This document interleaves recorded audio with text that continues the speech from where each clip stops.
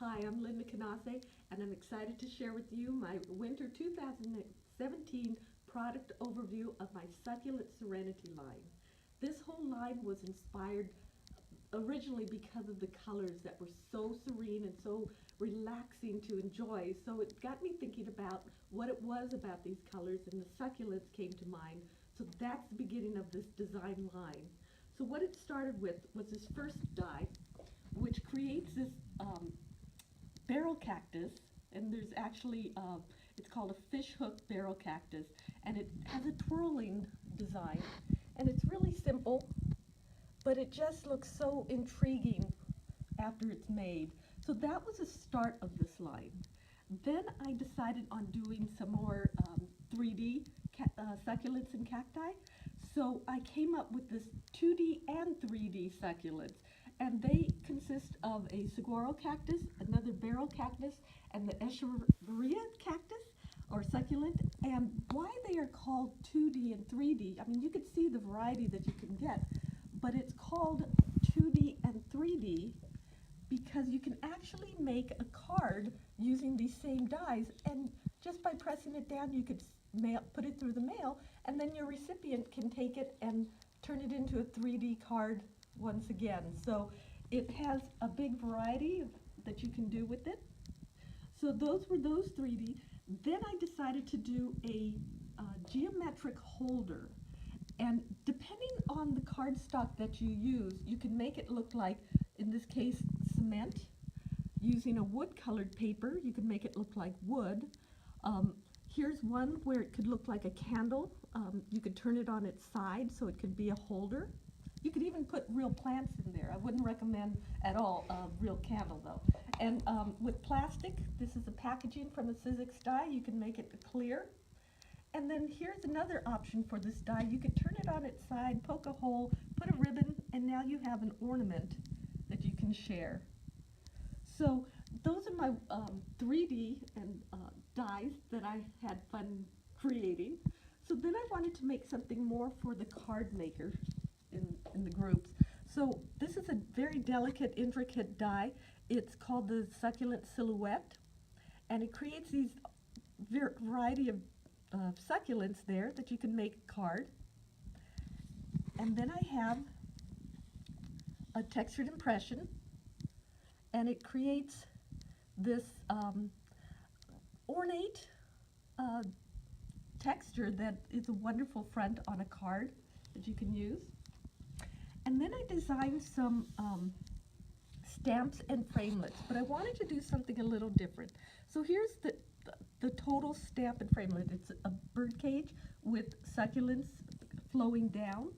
So what I did was I designed dies that would cut out just the parts of the succulents. So you can use like just the bottom part or just the top part. There's also words in the set. So it becomes additional embellishments using this stamp and die. So that was one set, the birdcage set. But then there's a second set, and this has interchangeable words. And again, it's the same thing. You could die cut the succulents on the front of the frame, and then you could layer them to create real interest and depth to your project. But also the words are interchangeable as well. So those are the stamps and framelit sets. Then what I did was I created a coloring book, 8 different designs, and I wanted to do something a little different. I didn't want it to just be a coloring book. So I created it as a succulent art journal. So art journals, again, are very soothing. So I designed this to have elements that you can cut apart and use in your art journal as elements. There are phrases on most of the pages, so you can cut out the phrase, and that could be the start of your art journal. Here's an example of a beautiful art journal colored in.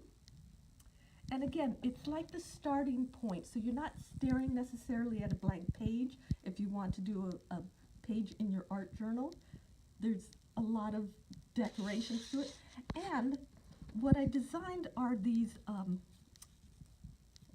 borders, journaling card dies, and they're designed so that you can use them to cut sections out. This is a 3x4, there's a 4x6, but also there's some that are custom designed to fit. So say like the stamp, you could actually cut that piece out and use the stamps. But there's also all these elements that just makes the interesting start of the art journal. And so these journaling card dies also fit perfectly in the pocket pages, the 3x4 and 4x6, and you could see the elements being used just generally here, and as well as here's an embellishment from the stamp and framelit that I die cut out and added to that. You can easily add a photo back there. And here's a very well decorated pocket page idea of using these stamps and framelits and the journaling cards and the coloring book. And going back to my love of the colors that inspired me to do this line, I was thrilled to do this paper pad with these designs, and they have like beautiful designs.